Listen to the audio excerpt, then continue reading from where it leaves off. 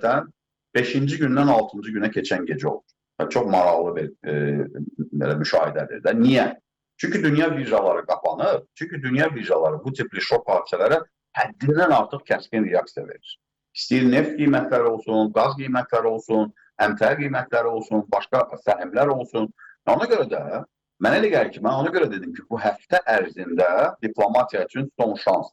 5-ci günə qədər müəyyən anlaşmalar olmasa, 5-ci gündən 6-cı günə keçən gecə, yəni şənbə, bazar günləri çox kəskin hərbi əməliyyatların belə deyək, qızışdığının şahidi ola bilərik ki, birjalar açılana qədər müəyyən sakitlik yaransın yenidən, müəyyən danışıqlarda irəliləyiş əldə olunsun ən azından. Yəni bu nöqteyi nəzərdən bəli, bu həftə mənim düşüncəmə görə çox həssas bir dövrdür. Yəni diplomatiya üçün son şansdır. 5-ci günə qədər anlaşmalar olmasa, çox güman ki, biz şənbə, bazar yenidən hərbi əməliyyatların daha da kəskin formada başlanacağını belə deyək, görə bilərik. Bilirsiniz, burada həm də məsələ nədir? Artıq İranın davranışları bir çox Amerikanın deyil, Amerikanın atdığı adımlara deyil, körfəz ölkələrin özlərinə də ciddi ziyan vurmağa başlayır və qıcıq yaradır. Yəni ateşkəs davam edir formal olaraq, amma biz bu günlərdə nə gördük?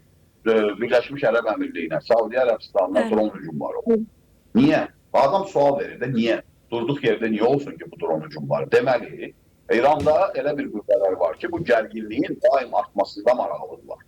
Daim gərginliyin qalmasında maraqlıdırlar. Yəni, Dubaya və yaxud da Birləşmiş Ərəb Əmirliyinə və yaxud da Səudiyyəyə niyə raket atasan, niyə dron atasan, ateşkəs gedən vaxtdır. Deməli, bu ondan xəbər verir ki, onlar da, İran tərəfdə də müharibənin belə deyək, qızışmasında maraqlı olan qüvvələr vardı ya, o tərəfdən də təxribatlar ola bilər də.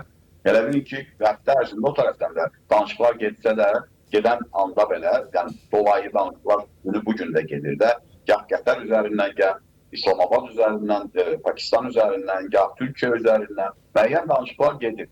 Və bu danışıqlarda uğurlu nəticəyə yaxınlaşan kimi İran tərəfdən də provokasiyaların artması ehtimalı var. Çünki yenə də deyirəm, ilk dəfədir İslam inqilabından sonra hakimiyyətin demək olar ki, böyük bir hissəsi teokratik insanlardan çıxaraq hərbiçilərin əlinə keçir.